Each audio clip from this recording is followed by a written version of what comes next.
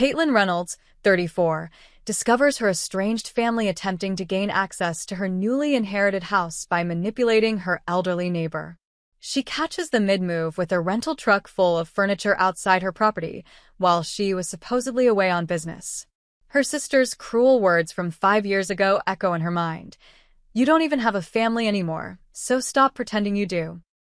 Ironically, this same family now claims they're entitled to her property because families should help family in need.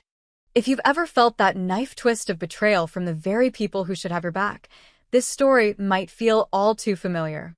I still remember standing there, keys in hand, watching my so-called family try to commandeer my home like I didn't even exist. Before I tell you how this nightmare unfolded and the justice that eventually came, let me know where you're watching from in the comments. If family drama and sweet karma are your thing, hit that subscribe button. Trust me, you'll want to see how this ends. Growing up in Portland, I believed we were the perfect family. Our middle-class home on Maple Street wasn't fancy, but it was filled with laughter and what I thought was love. My mother, Evelyn, worked as a nurse at the local hospital. My father, Richard, ran a moderately successful construction business. My older sister, Madison, was the family golden child, and my younger brother, Connor, was the baby everyone adored. I was the middle child, the peacekeeper, the one who tried to make everyone happy.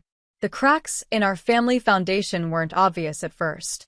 Looking back, I can see the small fractures that would eventually shatter everything. My father's business began struggling when I was 17. The 2008 recession hit us hard, and within months, Reynolds Construction was filing for bankruptcy. Dad changed after that. The jovial man who used to swing me around the living room became distant, drowning his failures in whiskey most nights. "Your father is just going through a rough patch," Mom would say when I expressed concern. "It's our job to support him, not criticize." But support wasn't enough. The fights between my parents escalated, usually about money. Mom started picking up extra shifts at the hospital, coming home exhausted and resentful. Dad's drinking worsened. Madison, then in college, rarely came home, claiming she needed to focus on studies. In reality, she was avoiding the battlefield our home had become. By my senior year of high school, divorce was inevitable. I remember the night they told us. Connor was 15, still young enough to cry openly. Madison, home for the weekend from Portland State, immediately sided with Mom. "How could you do this to us?" she screamed at Dad, while Mom stood by with a satisfied expression that chilled me. I stayed silent, understanding there were no winners in this war. The divorce was finalized 3 months before I left for college. I chose a school 4 hours away, needing distance from the toxicity. Mom got the house and primary custody of Connor. Dad moved into a small apartment across town, promising to stay involved in our lives. Those promises, like so many others, evaporated quickly. While I was away at college studying business with a focus on real estate, the family dynamic shifted dramatically. Mom transformed from the tired but caring nurse into someone I barely recognized. Her bitterness about the divorce consumed her. She spoke poorly of Dad to anyone who would listen, including Connor, who absorbed every word. Madison, always Mom's favorite, became her confidant and ally. They were eerily similar, both beautiful, charismatic, and skilled at emotional manipulation. Madison dropped out of college after 2 years, claiming she wanted to pursue other opportunities. Those opportunities never materialized into anything substantial, but Mom defended her every decision. "Your sister is an entrepreneur at heart," she would tell me during our increasingly uncomfortable phone calls.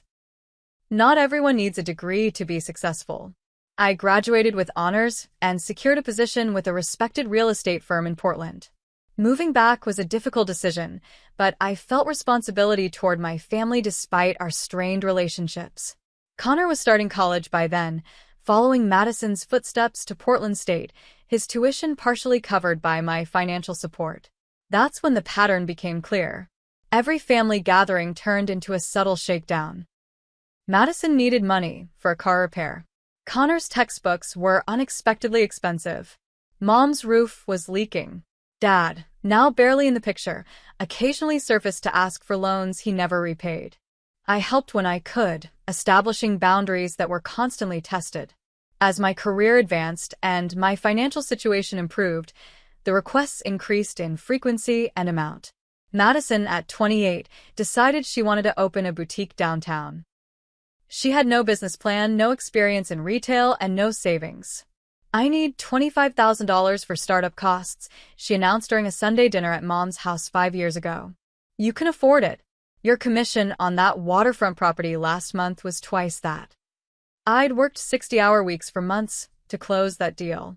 The commission was substantial, yes, but I'd earmarked it for a down payment on my own home, something I'd been working toward for years. "I can't give you that much money, Madison. Maybe I could help you develop a business plan and approach a bank for a proper loan." The temperature in the room dropped instantly. Mom put down her fork with a clatter. Connor stared at his plate. Madison's face contorted with rage. "After everything this family has done for you? You're really going to be that selfish? What exactly has this family done for me?" The words slipped out before I could stop them, years of frustration bubbling to the surface. "I've been supporting everyone since I graduated. I helped with Connor's tuition. I paid for your car repairs 3 times this year alone." Mom stood up, her chair scraping against the hardwood floor.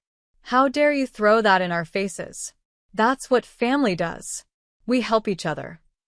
"No, that's what I do. When was the last time any of you helped me?" The argument escalated quickly. Years of resentment poured out from all sides. Madison called me selfish and entitled. Connor accused me of thinking I was better than everyone. Mom delivered the final blow. "You've changed, Caitlin. Money has made you cold. If you can't be there for your family when we need you, then maybe you're not really part of this family anymore." Madison nodded in agreement. "You don't even have a family anymore, so stop pretending you do." I left that night with tears streaming down my face, their words cutting deeper than they could possibly know. That was the last time I set foot in my mother's house. The last time I was in the same room with all of them. 5 years of silence followed, broken only by Connor's occasional text messages when he needed something. During those 5 years, I built a life for myself. I excelled at work, making senior agent within 3 years. I cultivated friendships that became my chosen family. Rachel, whom I met at a local business networking event, became the sister I wished I'd had. Thomas, a lawyer who helped with a complicated property closing, became a trusted friend and occasional dinner companion. I maintained contact with only one blood relative, my father's sister, Aunt Patricia. She had distanced herself from the family years before, labeled as difficult by my mother. In reality, she had simply refused to be manipulated. We met for coffee every few months, sharing stories and building a genuine relationship based on mutual respect rather than obligation. Aunt Patricia never married or had children. She lived alone in a beautiful craftsman house in Laurelhurst, one of Portland's most desirable neighborhoods. She worked as a librarian until retirement, living modestly but investing wisely. We never discussed money. Our conversations centered around books, travel, and occasionally family history. The good parts, before everything fell apart. When Aunt Patricia passed away peacefully in her sleep at 78, I grieved deeply for the woman who had shown me what unconditional love actually meant. I was shocked when her lawyer contacted me about the will. Patricia had left me everything, most significantly, her house, worth approximately $850,000 in Portland's booming market. "She wanted you to have it, Mr. Harmon," her attorney, told me during the reading. "She said you were the only one who saw her for who she was, not what you could get from her." I moved into the house 2 months later, after settling the estate. The 1920s craftsman with its original woodwork, stained glass windows, and wraparound porch felt like home immediately. For the first time in my adult life, I felt settled, at peace, like I finally had solid ground beneath my feet. That peace lasted exactly 3 months and 17 days. The first sign of trouble came in the form of a Facebook friend request from Madison. 5 years of silence, and suddenly she wanted to reconnect through social media? I ignored it initially, assuming she'd clicked my profile by accident. Then came a text message from Connor. "Hey sis, long time no talk. How's life treating you? As if we'd simply lost touch, rather than them explicitly telling me I wasn't family anymore. I responded politely but briefly, curious about this sudden interest in my existence. The voicemail from my mother arrived 3 days later. "Caitlin, it's your mother. I think it's time we put the past behind us. Family is family after all. Call me back when you get this." No apology. No acknowledgement of the hurt they'd caused.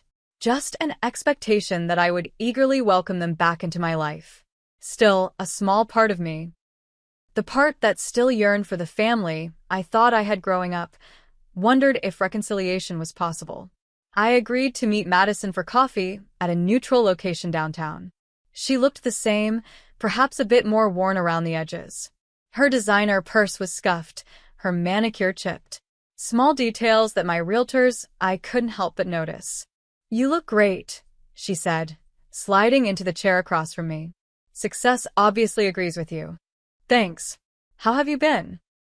"Oh, ups and downs. Derek and I got married 3 years ago. We have 2 kids now.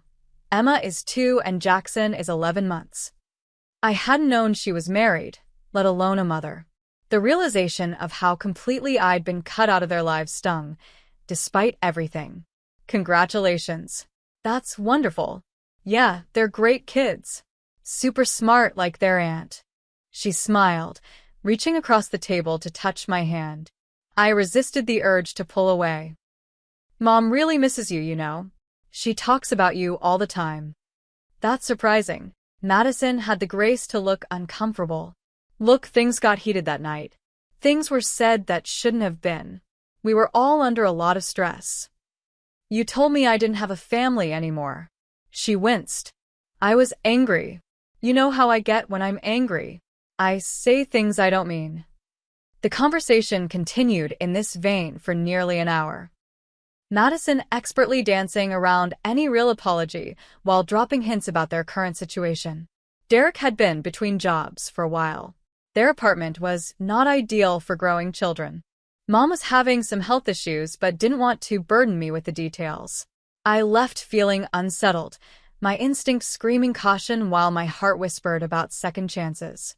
Over the next 2 weeks, the contact increased. Connor invited me to lunch. Mom called twice more. Even Madison's husband Derek, whom I'd never met, sent a friendly text introducing himself. Then came the news that I needed to travel to Seattle for a week-long real estate conference and property tour. I'd be representing our firm at several high-profile networking events, an important opportunity one couldn't miss. Mrs. Finley, my 78-year-old neighbor who had been friends with Aunt Patricia for decades, agreed to collect my mail and keep an eye on the house while I was gone. "Don't you worry about a thing, dear," she assured me, accepting the spare key I offered for emergencies only. "Patricia and I looked out for each other for 40 years. I'm happy to continue the tradition with you." I left for Seattle on a Monday morning, my mind focused on the business opportunities ahead rather than my family's sudden reappearance in my life. The conference was productive, connections were made, potential deals were discussed. Everything was going according to plan until Wednesday afternoon, when my phone rang during a breakout session. "Caitlin? It's Mrs. Finley. I'm sorry to bother you at your conference, but something strange is happening at your house." I stepped into the hallway, my heart racing. "What's going on?" "Well, your family members came by asking for the spare key. They said you knew they were coming to drop off some things while you were away." My blood ran cold. "My family? Who exactly?" "Your sister Madison, I believe. And a young man who said he was your brother. They were very insistent that you had asked them to bring some furniture by today specifically." "Mrs. Finley, I didn't ask them to do anything. Did you give them the key?" No, dear." Something didn't feel right about it. Patricia always told me to be careful about her family. Said they only came around when they wanted something.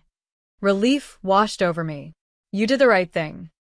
Please don't give anyone access to my house, no matter what they say." "Of course not." "But Caitlin," they seemed very determined. "They said they'd come back tomorrow with proof that you knew about this arrangement."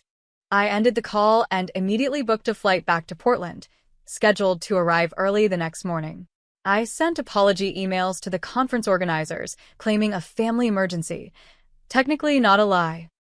Sleep evaded me that night, my mind racing with possibilities, none of them good. The flight landed at 8:43 a.m. I took an Uber directly from the airport to my house, anxiety building with every mile. As we turned onto my street, I saw it, a large moving truck parked in my driveway, its back door open to reveal furniture and boxes.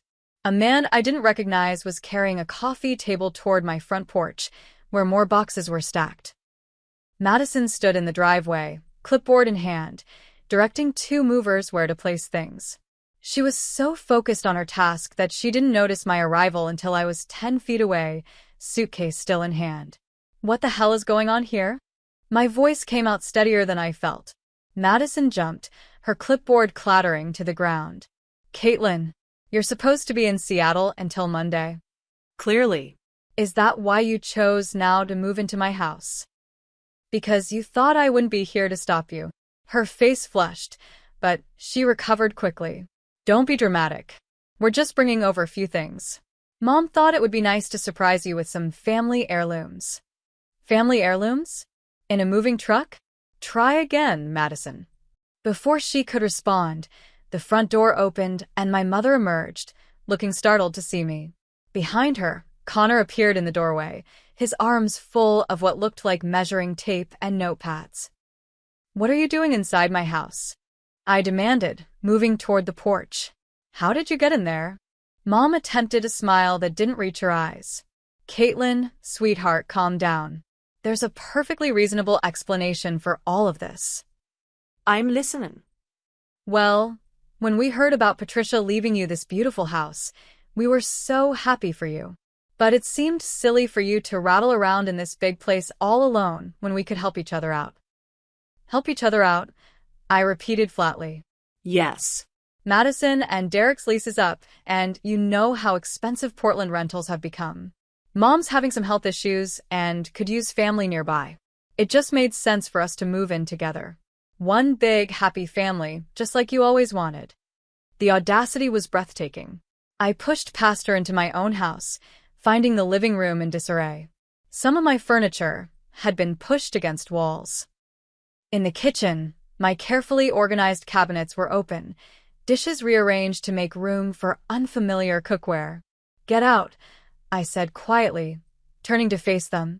All of you, get out of my house right now. Now, Caitlin, Mom began, her voice taking on the patronizing tone I remembered from childhood. I know this is a surprise, but if you think about it, I said get out. This is breaking and entering. This is my house, not yours. I never invited you here. I never agreed to anyone moving in. Connor stepped forward, hands raised placatingly. Sis, we thought you'd be happy. You always talked about wanting the family back together. That was before you all told me I wasn't family anymore. Before 5 years of silence. Before you tried to move into my house behind my back. A minivan pulled up behind the moving truck, and Derek stepped out, looking confused. 2 small children were strapped into car seats in the back. What's going on? He called. Why aren't the movers taking things inside? Madison hurried over to him, speaking urgently in hushed tones. His expression darkened as he looked over at me. This is insane, I said, pulling out my phone. I'm calling the police. You would call the police on your own family? Mom's voice rose dramatically. After everything we've done for you? What exactly have you done for me, Mom? Besides tell me I wasn't part of the family anymore? Besides try to steal my house? We're not stealing anything, Madison interjected, rejoining us on the porch. Family helps family. That's what Patricia would have wanted. The mention of my aunt's name was the final straw. Don't you dare speak about Patricia. You never visited her. You never called her. You didn't attend her funeral. You have no idea what she would have wanted. She was our aunt too, Connor mumbled. Get out now, or I'm calling the police. This is your only warning. They didn't believe me. Perhaps they thought family loyalty would ultimately win out, or that I wouldn't want to create a scene in the neighborhood. They were wrong on both counts. 10 minutes later, 2 police officers arrived, responding to my report of trespassers refusing to leave my property. The family drama that unfolded on my front lawn that morning would have been mortifying if I'd had any emotional investment left in these people. Mom cried theatrical tears about her ungrateful daughter. Madison alternated between rage and fake concern about my mental state. Connor mainly looked uncomfortable, while Derek loaded their children back into the minivan, clearly wanting no part of this public spectacle. The officers, to their credit, remained professional throughout. They verified my ownership of the property, examined my identification, and firmly but politely instructed my family to remove their belongings from my property immediately. But where are we supposed to go? Madison wailed, gesturing toward the moving truck. We've already given notice on our apartment. That's not Ms. Reynolds' problem, ma'am, the female officer stated calmly. This is her private property, and she has the right to determine who enters it. I stood on the porch, arms crossed, watching as they reluctantly began loading their boxes back into the truck. The reality of what they had attempted to do was still sinking in. They had planned to move into my house without permission. They had tried to manipulate my elderly neighbor. They had somehow gained entry to my home while I was away. As the truck finally pulled away from the curb, Madison rolled down the passenger window and shouted, "This isn't over, Caitlin. Family is forever, whether you like it or not." The irony of her words wasn't lost on me. 5 years ago, I wasn't family. Now, suddenly, family was forever when they needed something from me. I thanked the officers, closed and locked my front door, and sank to the floor, trembling with a mixture of anger, shock, and an odd sense of relief. They had shown their true colors in a way that was impossible to misinterpret. Any lingering doubts I had about cutting them from my life were gone. What I didn't realize then was that this was only the beginning. My family wasn't going to give up that easily. Not when they had already invested so much in their plan to take over my home. And possibly much more. The confrontation on my front lawn marked the beginning of what I now refer to as the siege. Having failed in their initial attempt to move in while I was away, my family shifted tactics. Instead of backing off, they doubled down, seemingly determined to wear me down through persistence and manipulation. It started with phone calls, constant, unrelenting attempts to contact me from different family members. When I blocked their numbers, they used other phones. When I stopped answering unknown numbers, they left voicemails. The messages ranged from tearful apologies to thinly veiled threats, all centered around one core theme. I was being selfish, unreasonable, and cruel to my poor family in their time of need. "Caitlin, it's your mother. I raised you better than this. After everything I sacrificed for you children, this is how you repay me? By leaving your own family homeless. Hey sis, Connor here. Look, things got out of hand, but you didn't have to embarrass everyone in front of the whole neighborhood. Mom's really upset. At least call her back. This is Madison. I hope you're happy knowing your niece and nephew are sleeping on an air mattress in Derek's parents' basement because their cold-hearted aunt cares more about having a giant house all to herself than helping family. I saved every message, a decision that would prove wise later. For now, though, I simply tried to maintain my normal routine while processing the shock of what had happened. The first Monday after the incident, I returned to work, trying to focus on my clients and listings rather than my personal drama. That plan derailed quickly when my mother showed up at my office around noon. "Caitlin Reynolds, please," I heard her telling the receptionist as I returned from a client meeting. "I'm her mother. It's an emergency." I froze in the hallway, watching as Mom dabbed at her eyes with a tissue. She had always been theatrical, but this performance deserved an award. She wore a cardigan I'd never seen before that somehow made her look frilier, more vulnerable. Her hair, usually perfectly styled, was slightly disheveled. "Mrs. Reynolds," our receptionist Alicia said gently, "if you could take a seat, I'll see if Caitlin is available." "It's all right, Alicia," I said, stepping forward. "I'll handle this." My mother's expression shifted rapidly from distress to triumph, then back to calculated concern as she realized others were watching. "Caitlin, sweetheart. Thank goodness. I've been so worried." I led her to a small conference room, closing the door firmly behind us. "This is my workplace. Whatever you're doing, it needs to stop now." "I wouldn't have to come to your workplace if you'd answer your phone," she countered. "I'm worried about you, living all alone in that big house, cutting yourself off from family." "I'm not alone. I have friends. I have colleagues. I have a life that was going perfectly well until you all decided to insert yourselves back into it." She waved away my words as if they were irrelevant. "Friends aren't family, Caitlin. You need us whether you realize it or not. Patricia's death has obviously affected you deeply. You're not thinking clearly." "I'm thinking more clearly than I have in years. Now please leave before you damage my professional reputation. That's all you care about, isn't it? Your career, your money, your house. What about people? What about relationships? Relationships are built on respect and trust, neither of which you've shown me." The conversation deteriorated from there. By the time I finally convinced her to leave, several of my colleagues had gathered in the hallway, pretending not to eavesdrop on the increasingly heated exchange. My boss, Martin, pulled me aside afterward, his expression concerned. "Everything okay, Caitlin?" "Family troubles." I gave him the abbreviated version, emphasizing that I was handling it and it wouldn't affect my work. He seemed satisfied with that explanation, but I could tell the incident had sparked office gossip. Great. Just what I needed. The workplace visit was only the beginning. The next day, Madison accidentally ran into me at my favorite coffee shop. The day after that, Connor showed up at the gym where I had a membership. They were everywhere, suddenly, as if they'd been tracking my routines for weeks. Perhaps they had. The most disturbing incident came 10 days after the moving truck fiasco. I arrived home from work to find Madison's 2 children sitting on my front porch, a small suitcase beside them.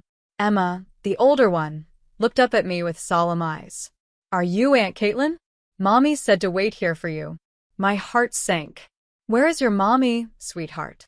"She had to go do errands. She said you would watch us for a little while." A little while turned out to be 5 hours. No note.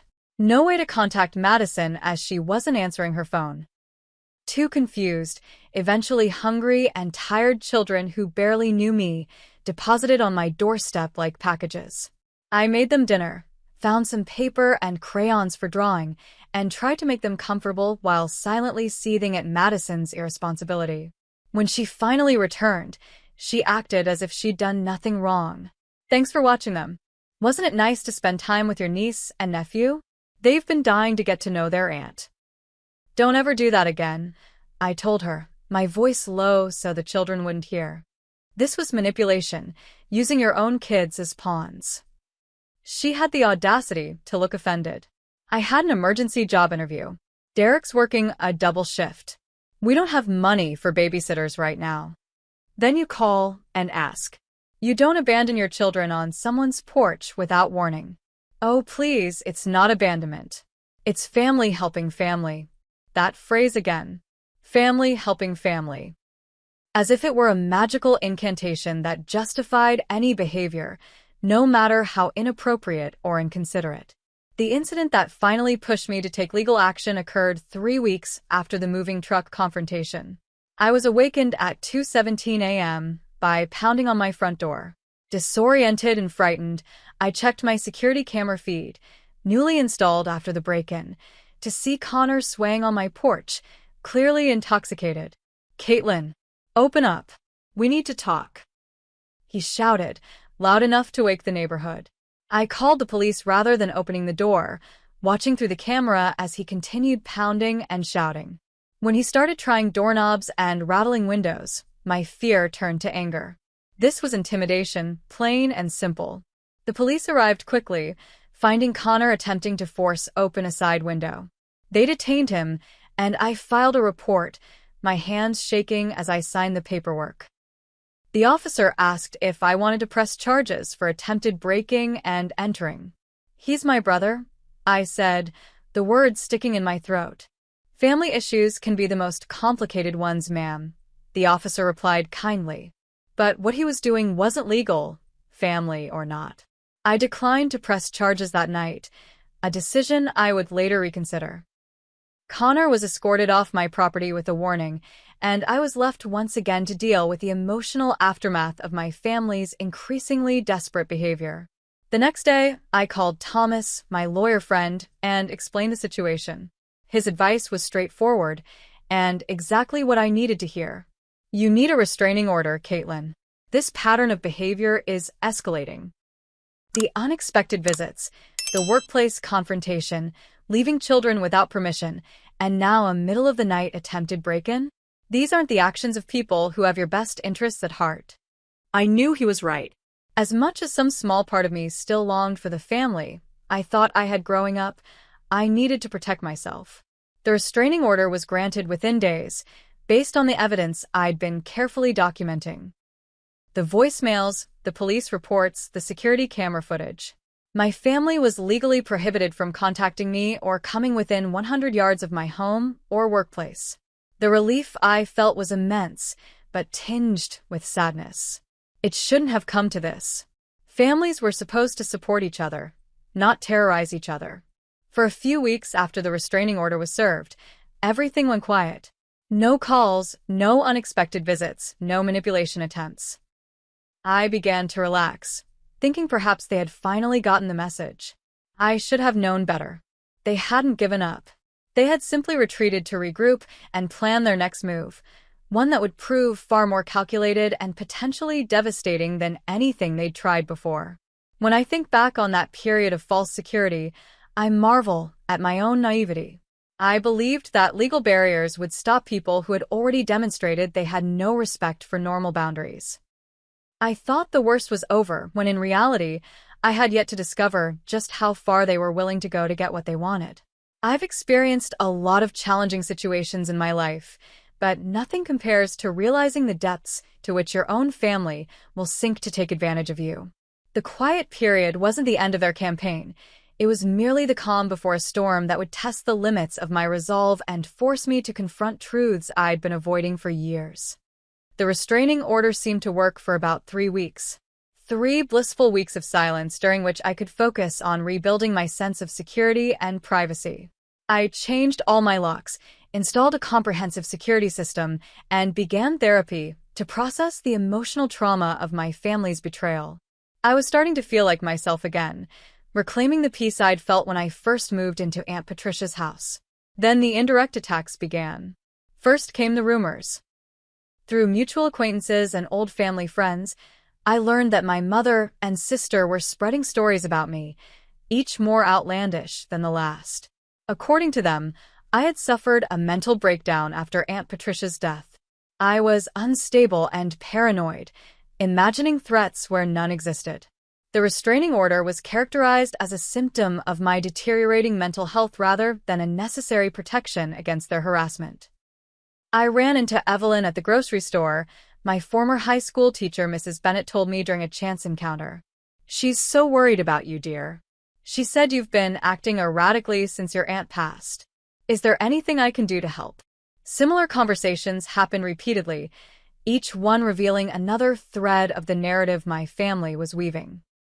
I was portrayed alternately as mentally ill, dangerously selfish, or under the influence of toxic friends who had turned me against my loving family. Most disturbing were the claims about Aunt Patricia's inheritance. According to my family's version, Patricia had promised the house to all of us collectively. I had somehow manipulated the situation, either by controlling Patricia in her final years or by interfering with her will. The details varied depending on who was telling the story, but the conclusion remained consistent. I had stolen a family inheritance that rightfully belonged to all of us. "You know I'd never believe such nonsense," Rachel assured me over dinner one evening. "But they're being very convincing to people who don't know the whole story. Madison even cried when she told my cousin about how you took advantage of Patricia's confusion near the end." I sighed, pushing my barely touched meal away. Patricia wasn't confused.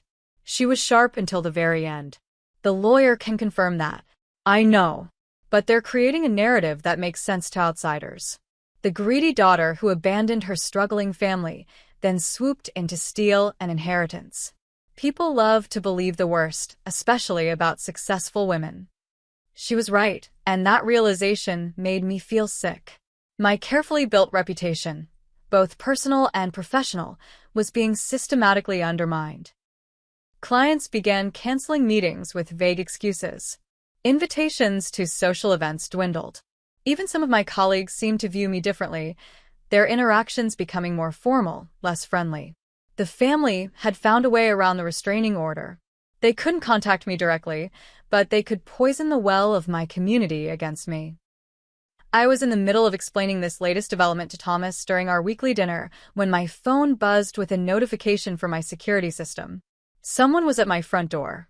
I checked the camera feed to see Mr. Harmon, Aunt Patricia's lawyer, standing on my porch, looking troubled. "I need to take this," I told Thomas, already moving to answer the door. Mr. Harmon's expression was grave as I invited him in. "I apologize for the unannounced visit, Caitlin, but I thought you should know about this immediately. Your family has been contacting my office repeatedly, making some rather serious allegations." My stomach dropped. What kind of allegations? They're challenging the validity of Patricia's will. They claim she wasn't of sound mind when she made her final arrangements. They're also suggesting you exerted undue influence over her decisions. That's ridiculous. You met with her regularly. You know she was completely lucid.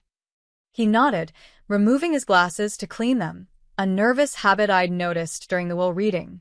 Of course I know that. And my notes and the proper execution of the will should make their challenge unsuccessful. But they're being quite persistent and, unfortunately, will contests can be messy and protracted even when they have no merit. They're doing this to wear me down, I said quietly, the realization settling heavily in my chest. They think if they make my life difficult enough, I'll give in just to make it stop. Mr. Harmon replaced his glasses, his expression sympathetic. That would be my assessment as well. For what it's worth, I don't believe they have a legitimate case. But they can certainly create complications and stress in the meantime. After he left, I explained the situation to Thomas, whose legal expertise was in corporate law rather than estate matters, but who nonetheless understood the implications. "They're escalating," he said, his voice tight with concern. "This isn't just about getting access to the house anymore. They're trying to take it from you completely." The next morning brought another unpleasant surprise. My boss called me into his office as soon as I arrived at work. "Caitlin, I've received some concerning calls about you," Martin said, looking uncomfortable. Normally, I wouldn't give much credence to anonymous reports, but the volume is becoming difficult to ignore. "Anonymous reports? About what?" "Claims that you're unstable, that you've been mistreating family members, that you fraudulently obtained property. Obviously, these allegations don't align with the Caitlin Reynolds I know, but I need to ask if there's something going on that might be affecting our firm's reputation." I took a deep breath, reminding myself that losing my temper would only reinforce the unstable narrative. Instead, I calmly explained the situation, showing Martin the restraining order documentation and offering to connect him with Mr. Harmon to verify the legitimacy of my inheritance. "I'm handling it," I assured him. "But I want you to know that these claims are part of a harassment campaign. My family is retaliating because I wouldn't let them move into my house without permission." Martin seemed relieved by my composure and transparency. "That's good enough for me. I just needed to hear your side. For what it's worth, I think you're handling a difficult situation with remarkable professionalism." His support meant more than he could know, a rare bright spot in the increasingly dark landscape of my life. But even with Martin's backing, the work environment grew tense. Clients continued to cancel. Colleagues whispered when they thought I couldn't hear. The rumors were doing exactly what my family intended, isolating me, damaging my credibility, making me vulnerable. The stress began affecting my health. I developed insomnia, lying awake for hours worrying about what new attack might come next. I lost weight, food turning to ash in my mouth. My normally perfect professional appearance began to slip, dark circles under my eyes, clothes hanging looser on my frame.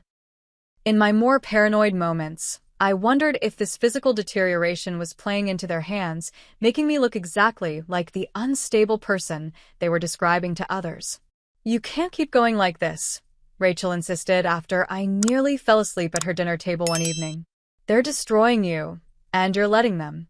What choice do I have? I can't stop them from talking to people. No, but you can fight back. Not just legally, though that's important too. You need to reclaim your narrative. And you need to find out exactly what they're planning. She was right. I had been playing defense, reacting to each new attack rather than getting ahead of the situation. It was time to be proactive, to stop the siege before it broke, through my remaining defenses. The next day, I took a personal day from work and met with Thomas and a private investigator he recommended. It felt extreme, but the situation had become extreme. If my family was willing to challenge a legitimate will and spread vicious rumors to get what they wanted, I needed to know what else they might be capable of. I needed to understand the full scope of what I was facing. Find out everything. I instructed the investigator, a former police detective named Michael Blake. Their financial situation, their movements, their communications, if possible. I need to know what I'm dealing with. Understood, he replied, making notes. Family situations can get ugly fast. Best to have all the information. As I drove home that evening, emotionally exhausted but feeling like I had finally taken constructive action, I couldn't help reflecting on how drastically my life had changed in just a few months. From peaceful contentment in my inherited home to this ongoing nightmare of family betrayal and manipulation.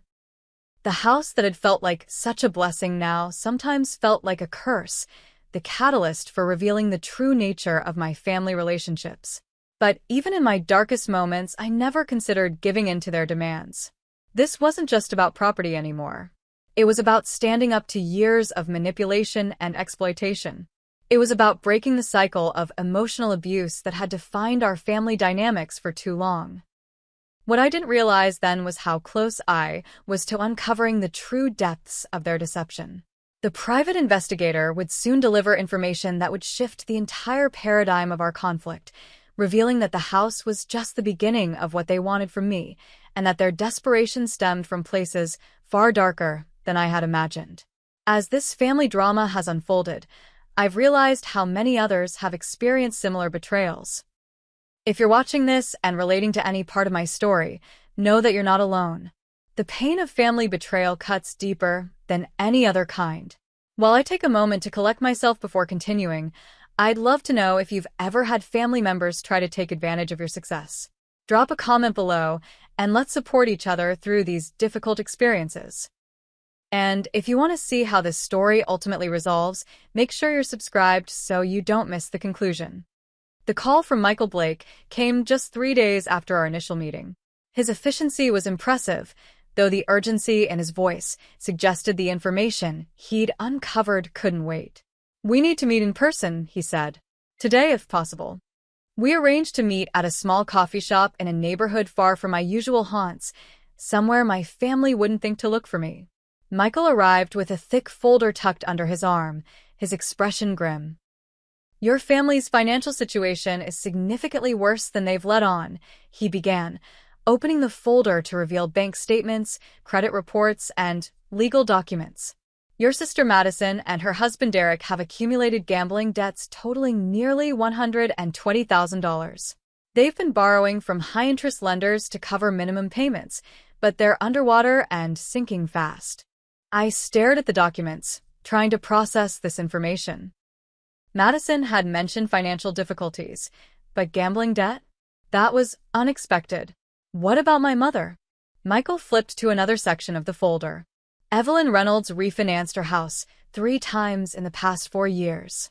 She's pulled out nearly all the equity and is 3 months behind on payments. The bank has initiated pre-foreclosure proceedings. And Connor? 2 DUIs in the past year, resulting in significant legal fees. He also has an ex-girlfriend who filed for child support for a 2-year-old son. Paternity was confirmed, and he's already $8,000 in arrears.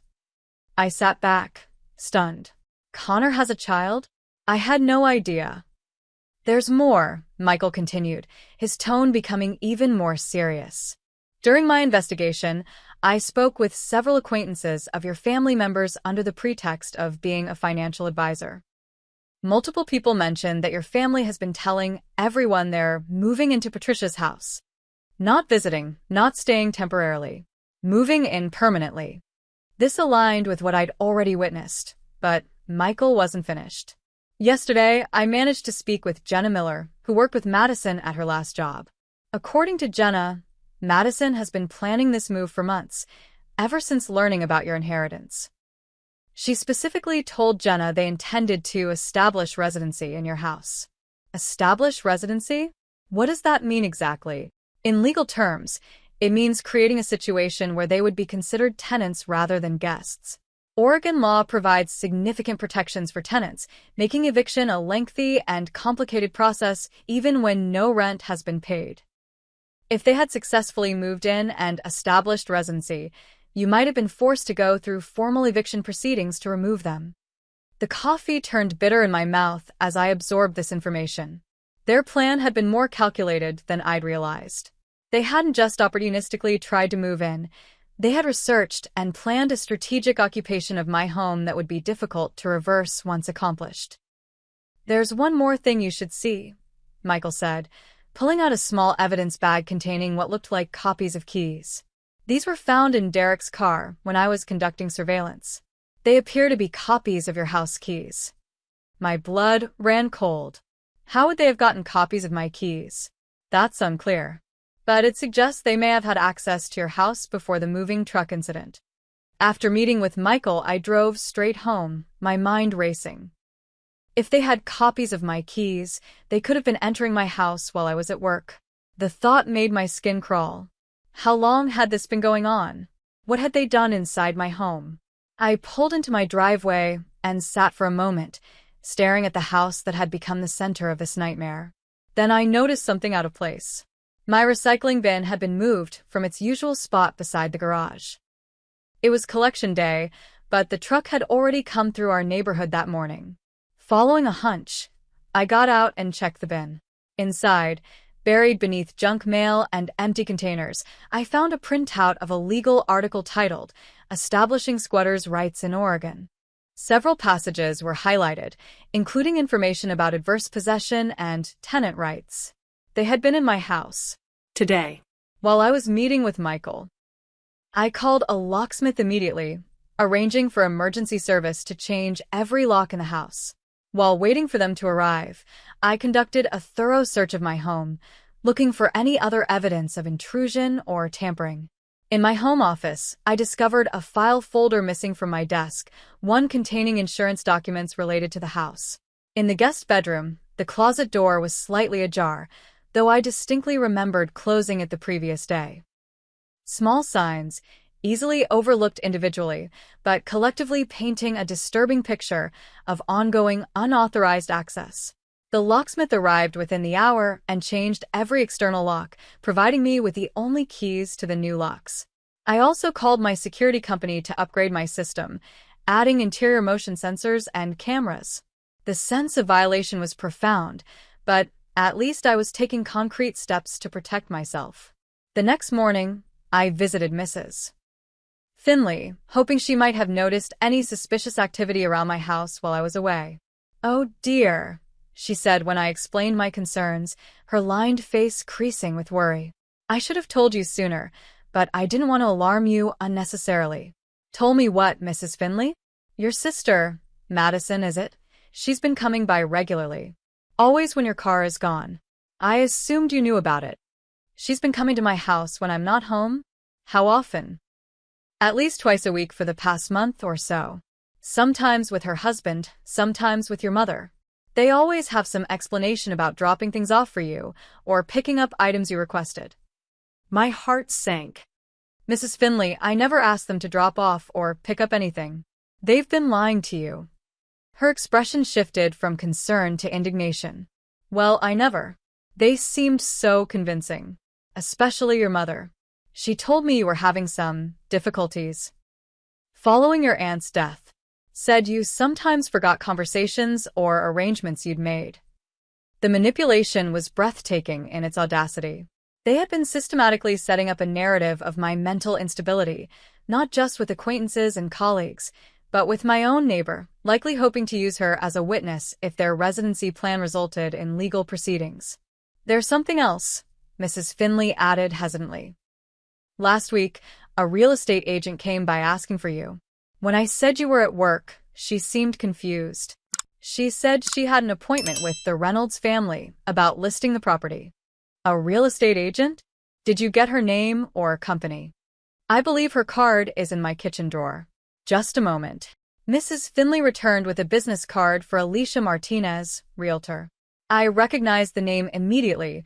Alicia was a competitor from another agency whom I'd met at industry events. I called her from Mrs. Finley's phone, identifying myself and asking about the supposed appointment. Caitlin. Yes, I was quite confused when I visited your property last week. A woman claiming to be Evelyn Reynolds had called to discuss potentially listing the house. She said the family had inherited it collectively and was looking to sell quickly. When I arrived and no one was there, I assumed they had forgotten our appointment. The pieces were falling into place with horrifying clarity. Not only had my family attempted to move in without permission, not only had they been entering my house secretly for weeks, but they had actually taken steps towards selling my house right out from under me. I thanked Alicia for the information and apologized for the confusion, explaining briefly that there had been a misunderstanding about the inheritance. After hanging up, I sat with Mrs. Finley, trying to process this latest revelation. I feel terrible, she said, patting my hand. Patricia always told me to be careful around your mother. Said she had a way of twisting situations to her advantage.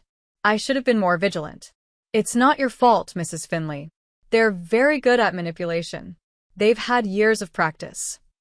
After leaving Mrs. Finley's, I drove straight to Thomas's office, bypassing his secretary with a brief explanation about an emergency. He looked up from his desk, concern immediately crossing his face when he saw my expression. They've been planning to sell my house, I told him without preamble. They've been entering it without permission for weeks. They contacted a real estate agent pretending to have authority to list the property. Thomas's expression darkened. That's fraud. Criminal fraud. Not just a family dispute anymore. I know. And I'm done playing defense. I need to know all my legal options, not just for keeping them away from me, but for holding them accountable for what they've already done. We spent the next 2 hours discussing strategy, with Thomas occasionally consulting colleagues with expertise in criminal law and real estate fraud. By the time I left his office, I had a clear plan of action, one that would not only protect me going forward but potentially deliver consequences severe enough to end their campaign against me permanently. The most disturbing discovery, however, came that evening. As I was thoroughly cleaning my house, attempting to reclaim my space from their invasion, I found a small notebook wedged between the cushions of my living room sofa. It wasn't mine. The notebook contained lists, calculations, and notes in Madison's handwriting. Most were financial figures, calculations of the house's potential selling price, commission rates, how the proceeds might be divided. But on the final page was something that made my blood run cold. A crude timeline titled Caitlin Removal Plan. The timeline detailed steps already taken. Copy keys, scout house layout, contact agent for valuation, research residency requirements. But it also included future plans, move in essential items gradually, establish mail delivery, and most disturbingly, medication strategy with a question mark. What medication strategy could possibly mean in this context, I didn't want to imagine. But the implication was clear. Their plans might have extended beyond merely taking my house. They might have been plotting something far more sinister. I photographed every page of the notebook before placing it in a sealed bag as evidence. Then I called Michael Blake to report this new discovery. His response was immediate and grave. Don't stay in that house tonight. Go to a hotel or a friend's place. We don't know how far they're willing to go. I spent that night at Rachel's apartment, the notebook safely locked in her personal safe. Sleep evaded me as I grappled with the reality that my own family might have been plotting not just to steal my house, but potentially to harm me in the process. The next morning, with Rachel's unwavering support, I made a decision. It was time to stop reacting to my family's moves and start making my own. Time to gather all the evidence, build an irrefutable case, and take decisive action that would end their campaign once and for all. What began as a shocking discovery of family members trying to move into my house had evolved into something far darker, a coordinated conspiracy to defraud me, potentially endanger me, and steal what was rightfully mine. The time for half measures and restraint was over. My family had declared war, and I was finally ready to fight back with everything I had. The first step in my counterattack was comprehensive documentation. Every voicemail, every text message, every piece of evidence needed to be organized and preserved. Rachel helped me create a chronological record of all interactions with my family since Aunt Patricia's death, including dates, times, witnesses, and supporting evidence where available. Documentation is power, she reminded me as we worked late into the night. Especially when dealing with people who will lie and manipulate to get what they want. The security upgrades to my house were completed the next day, a sophisticated system with motion detection, 24/7 recording, and remote monitoring capabilities. Every entrance was covered, including windows and the previously vulnerable back door. I also hired a professional to sweep for listening devices or hidden cameras they might have planted during their unauthorized entries. My next stop was Mr. Harmon's office to discuss Aunt Patricia's will in greater detail, particularly any insights he might have about why she chose to leave everything to me rather than dividing it among family members. Patricia was very clear about her wishes, he assured me, pulling out his notes from their meetings. She updated her will 3 times in the 5 years before her death. The first version, drafted shortly after your family conflict began, actually did include small bequests to your mother and siblings. What changed? According to my notes, Patricia became concerned about their intentions. She mentioned that your mother had started calling her regularly after years of minimal contact. She found the sudden interest in her welfare suspicious, especially when these calls inevitably turned to discussions of Patricia's house and financial affairs. He flipped through his notebook, finding a specific entry. Here it is. October 12th, 3 years ago. Patricia said, Evelyn asked if I've updated my will recently, then suggested I should consider leaving the house to the family collectively since Caitlin is doing so well financially and doesn't need it. She was quite disturbed by the presumption. That sounds like my mother, I said grimly. The final version of the will, signed 8 months before her death, included very specific language about her reasons for leaving everything to you. She wanted to ensure her wishes couldn't be misinterpreted or successfully challenged. Mr. Harmon handed me a sealed envelope. Patricia also left this with me, to be given to you if anyone contested the will. I believe now is the appropriate time. Inside was a handwritten letter in Aunt Patricia's elegant script. My dear Caitlin, asterisk if you're reading this, then someone, likely your mother, is challenging my decision to leave my estate to you. I want you to know that this choice was made with complete clarity of mind and purpose. Asterisk your kindness toward me over the years has meant more than you know. You visited not out of obligation or expectation, but out of genuine affection. Our conversations about books, travel, and life were bright spots in my later years. Asterisk I've watched you build your career through hard work and integrity, never asking for handouts or taking shortcuts. The independence you've shown in the face of family pressure is admirable. Asterisk I've also observed your mother and siblings' behavior over the years. Their sudden interest in my welfare coincided suspiciously with my diagnosis, though I've told no one but you about my health concerns. The pattern is familiar, the same pattern that led me to distance myself from them years ago. Asterisk this house has been my sanctuary. I want it to be yours now. A place where you can find the peace and stability your family never provided. Do not let them take this from you. Do not let them make you doubt yourself. Asterisk with love and confidence. Asterisk Patricia. Asterisk tears streamed down my face as I read her words. Even from beyond the grave, Aunt Patricia was looking out for me, understanding the family dynamics better than I had myself. This letter is powerful evidence of her intentions, Mr. Harmon said gently. Combined with my notes and the properly executed will, I believe any challenge will ultimately fail. but it may take time and be emotionally draining. I'm prepared for that, I assured him, carefully returning the letter to its envelope. I need one more thing from you, if possible.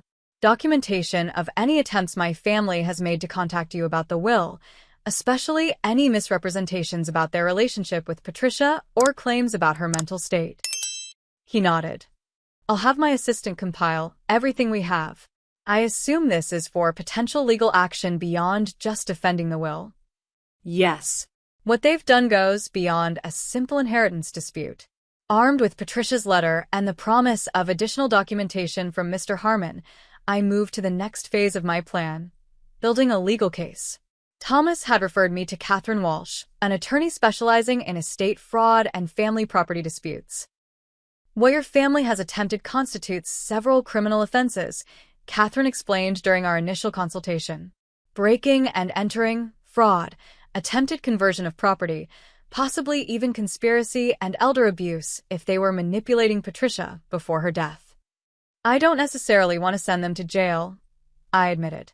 I just want them to stop and face consequences for what they've done. Understanding your leverage is important, even if you choose not to use it fully, she replied. The threat of criminal charges can be a powerful motivator for a settlement that includes their permanent withdrawal from your life. Catherine advised me to continue gathering evidence while she prepared potential legal filings. The most compelling evidence would come from catching them in the act of attempting to enter my property again or making further misrepresentations about ownership. Based on what you've told me, they've been persistent and escalating. They're likely to make another attempt, especially if they believe you're vulnerable or away from home. This conversation led to the most audacious element of my counterplan, a deliberate sting operation. I would create the appearance of another business trip, making it known through channels my family might monitor that I would be away for several days. In reality, I would remain nearby, waiting for them to make their move. It's risky, Rachel argued when I explained the plan. What if they do something dangerous? That's why we'll have the police on standby, I assured her. And you'll be monitoring the security feeds remotely. If anything seems off, you can alert the officers immediately. Preparations took nearly 2 weeks. I dropped casual mentions of an upcoming conference in Chicago during conversations with colleagues who had connections to my family. I booked flights and a hotel that could be canceled without penalty. I arranged for visible rideshare pickups that would suggest departure and absence. Meanwhile, Catherine assembled a comprehensive legal dossier on my family's activities. Michael Blake continued his surveillance, documenting their movements and conversations when possible. Thomas reviewed everything from a strategic perspective, identifying weaknesses in our approach and suggesting improvements. The plan was set in motion on a Tuesday morning. I left my house with luggage, visibly departed in an airport shuttle, but actually checked into a hotel just 20 minutes from my home. Rachel set up command central in her apartment, monitoring my security cameras and keeping in touch with the plainclothes police officers parked discreetly near my property. For the first day, nothing happened. The second day passed similarly, with only a brief appearance by Madison slowly driving by the house around dusk. By the third day, I was beginning to think they had somehow discovered the trap. Then, at 10:17 a.m. on Thursday, the alerts began buzzing. First Madison and Derek arrived, parking down the street rather than in the driveway. They walked around the property, peering in windows and testing doors. Finding the locks changed, they made several phone calls. 30 minutes later, my mother arrived with Connor. More discussion in the driveway, more testing of doors. Then Connor disappeared around the back of the house. The rear camera caught him attempting to force open a window, just as he had during his late-night visit weeks earlier. They're making their move, Rachel texted. Police are ready. Should they intervene now? Not yet, I replied. Let's see how far they go. The answer came quickly. Connor managed to pry open a window that had been deliberately left with a faulty lock, part of our trap. The security system registered the breach, but was set to silent mode rather than triggering an audible alarm. One by one, they entered through the window Connor had opened. Rachel kept me updated via text as the police moved into position. Once all 4 family members were inside the house, clearly documented on the security cameras, the officers moved in. I arrived just as they were being escorted outside, their expressions transitioning from shock to anger to fear as they realized the depth of the trap they had fallen into. Madison spotted me first, her face contorting with rage. "You set us up," she screamed. "This is entrapment." "No, Madison, this is consequences," I replied calmly. "Breaking into my house once could perhaps be explained away. Doing it again, after explicit warnings and a restraining order, shows clear intent." The officers read them their rights while Catherine and Thomas arrived to document everything from a legal perspective. My mother switched tactics immediately, tears streaming down her face as she addressed the officers. "There's been a terrible misunderstanding. This is a family matter. My daughter is unwell, imagining conspiracies against her." "Save it, Mrs. Reynolds," the lead officer replied, unmoved. "We have video evidence of forced entry, and this isn't the first incident at this address." While they were being processed for arrest, Catherine approached me with final paperwork for my review. "These are the formal complaints, both criminal and civil. Once filed, there's no easy way to withdraw them. Are you absolutely certain this is the path you want to take?" I looked at my family. The people who should have supported and loved me unconditionally, who instead had tried to take everything from me through manipulation, lies, and now breaking and entering. I thought of Aunt Patricia's letter, her confidence in me, her warning not to let them make me doubt myself. "I'm certain," I said, signing the documents with a steady hand. "They made their choices. Now they can live with the consequences." As they were led to separate police cars, Connor glanced back at me.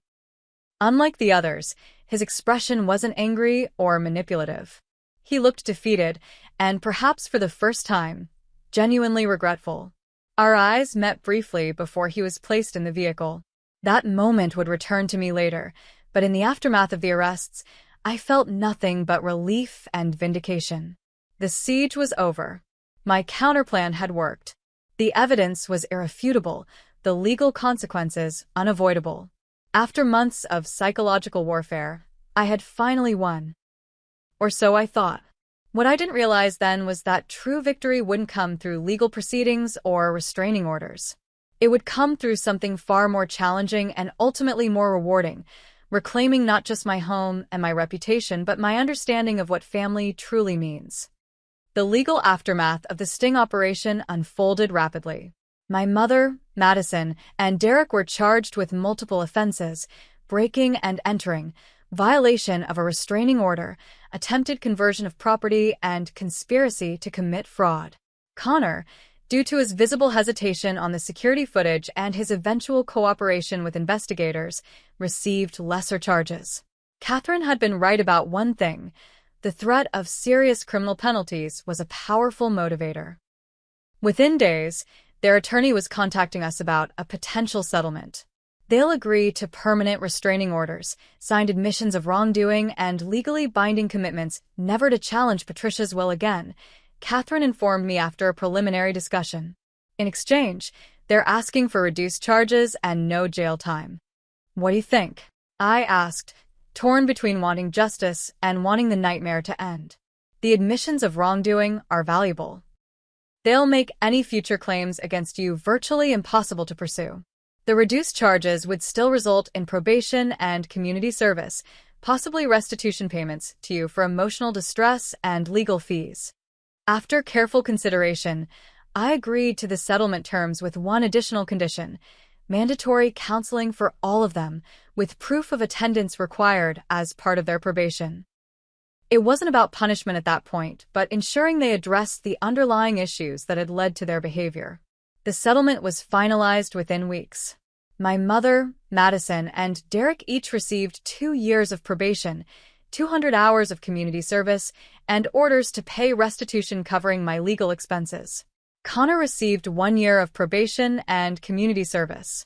All agreed to permanent restraining orders and counseling requirements.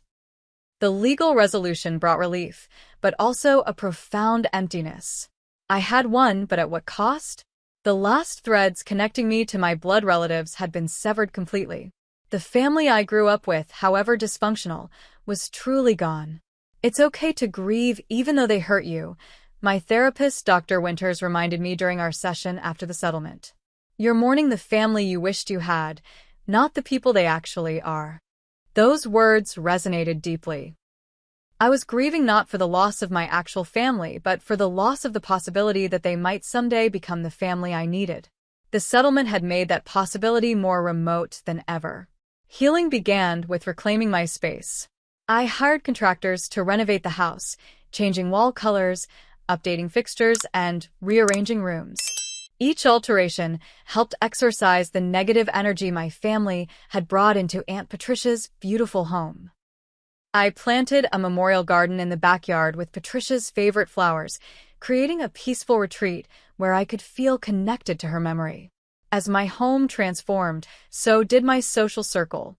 Rachel, Thomas, and several other friends who had supported me through the ordeal became regular visitors. Sunday dinners became a tradition, the dining room filled with laughter and genuine affection. Mrs. Finley, initially racked with guilt over her unwitting role in my family's schemes, became a welcome addition to these gatherings. Patricia would be so pleased, she told me one evening as we shared tea on the porch. She always wanted this house to be filled with love and joy. Professional recovery took longer. The rumors my family had spread affected my client relationships and reputation within the industry. Martin supported me throughout, assigning me to team projects until I could rebuild my individual client base. Gradually, through consistent professionalism and results, my standing recovered. 6 months after the settlement, life had developed a new normal. The legal drama was behind me, the house felt truly mine, and both my personal and professional relationships were thriving. Then came the letter from Connor. It arrived via Catherine's office, respecting the restraining order's prohibition on direct contact. Handwritten on simple lined paper, it was unlike the manipulative communications I'd received from my family in the past. Caitlin, I know you have every reason to throw this letter away unread. I wouldn't blame you if you did, but I hope you'll give me these few minutes of your time. First, I want to say clearly and without excuses, I am sorry. What we did to you was wrong. Not just the break-ins and the lies about the house, but the years before that. The way we treated you when you wouldn't give Madison the money. The things we said. All of it was wrong. I've been in counseling for 4 months now. It was court-ordered, but it's become something I value.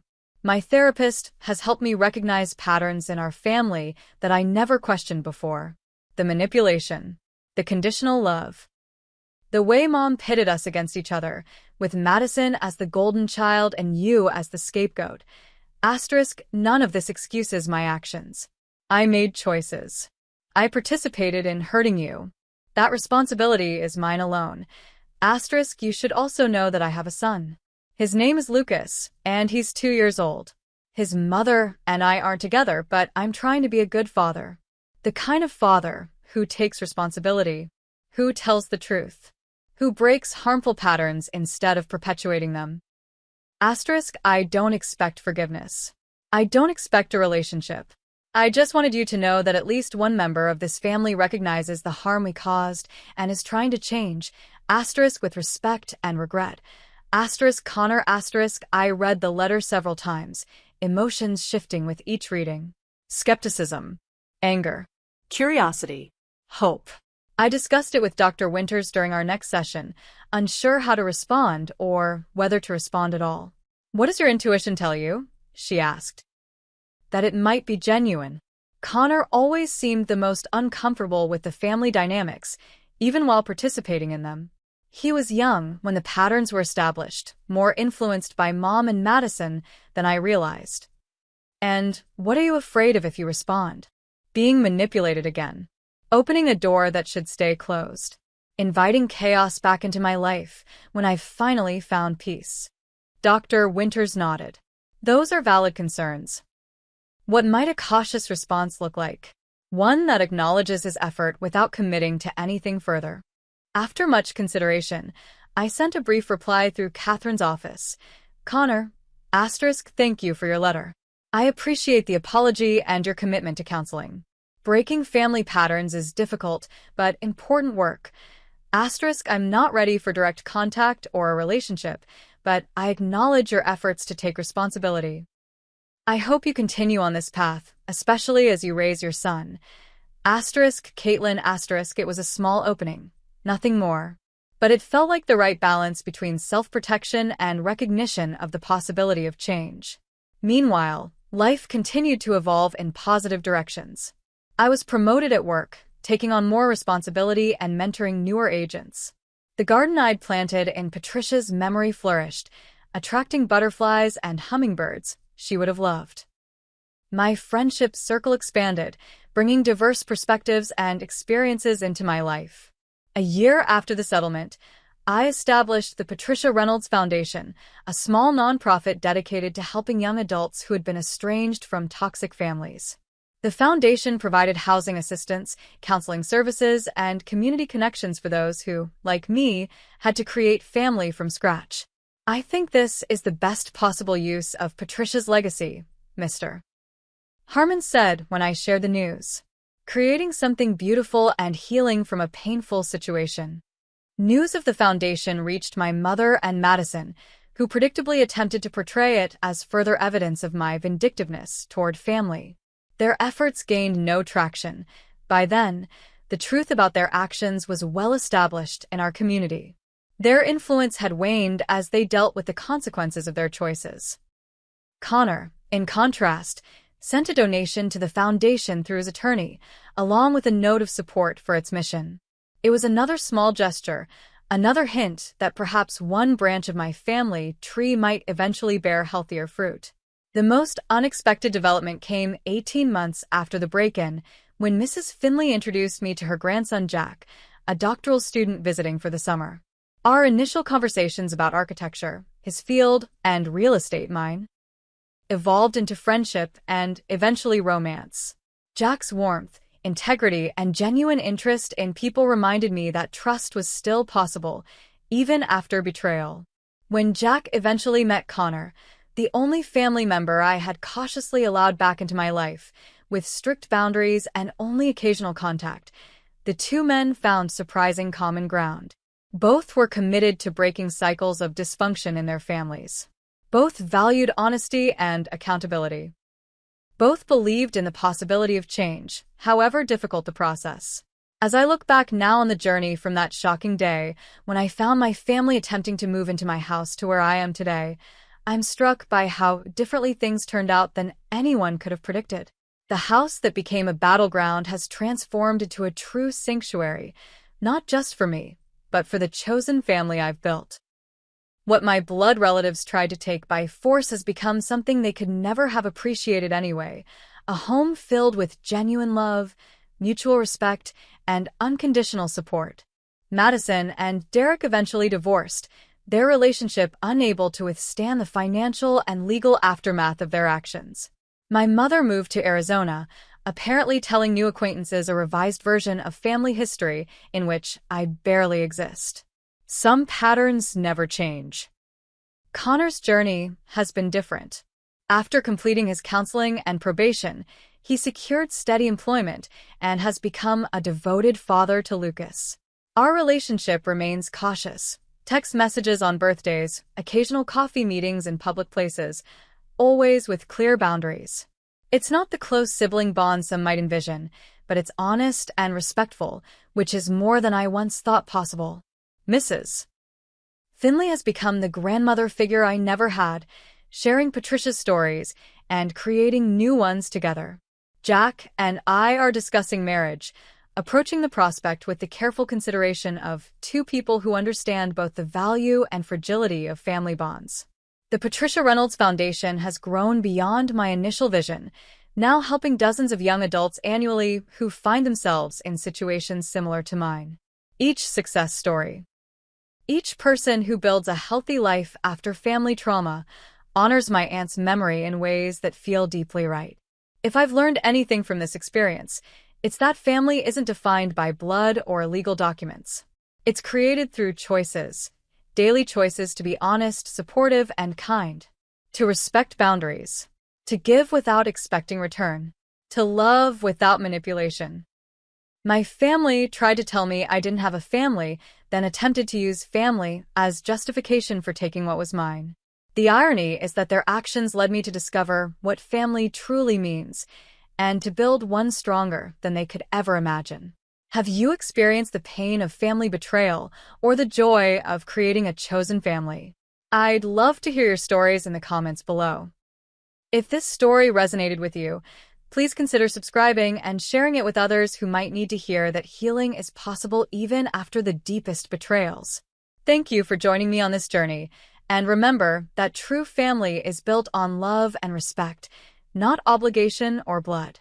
Like this video if you believe in karma and justice, and subscribe for more real stories about family dynamics, betrayal, and ultimately, healing and growth.